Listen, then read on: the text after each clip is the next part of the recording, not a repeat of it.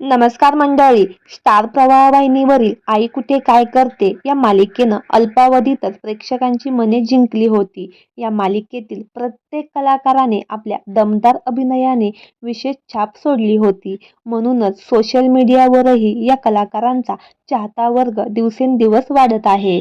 एवढ्या प्रसिद्धीच्या झोतावर असताना देखील ही मालिका आता लवकरच सगळ्यांचा निरोप घेणार आहे.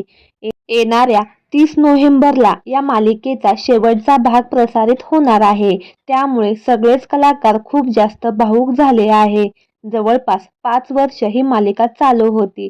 त्यामुळे मालिकेतील कलाकारांनी मालिकेबद्दल आपले मत सोशल मीडियावर देखील शेअर केले आहे. या मालिकेत अनिरुद्धच्या बहिणीची विशाखा हे पात्र साकारणारी अभिनेत्री पूनम चांदोरकर हिने देखील भावूक पोस्ट शेअर केली आहे. आज शूटिंगचा शेवटचा दिवस. सगळ्यांचे चेहरे अगदी पडलेले होते. मी प्रथम समृद्धी बंगल्यावर गेली आणि नतमस्तक झाली. तुळशीला नमस्कार करून स्वतःच पुटपुटले की हा माझा शेवटचा दिवस नाही, तर इथून पुढे माझी नव्याने सुरुवात होणार आहे.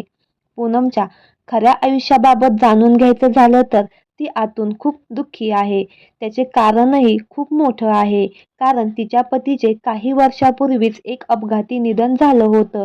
तिला आर्या नावाची एक मुलगी असून ती देखील कलाक्षेत्रात सक्रिय आहे. तिने स्वप्नील जोशी बरोबर देखील काम केलं आहे. पूनम यांनी पतीच्या मृत्यूनंतर न खचता एकटीने आपल्या मुलीचा सांभाळ केला. मालिका, चित्रपट, जाहिरातीमध्ये मिळेल ते काम करून तिने आपल्या मुलीचे शिक्षण पूर्ण केले. आई कुठे काय करते या मालिकेमुळे तिला खरी ओळख मिळाली. तर मंडळी, तुम्हाला आई कुठे काय करते ही मालिका आवडते का?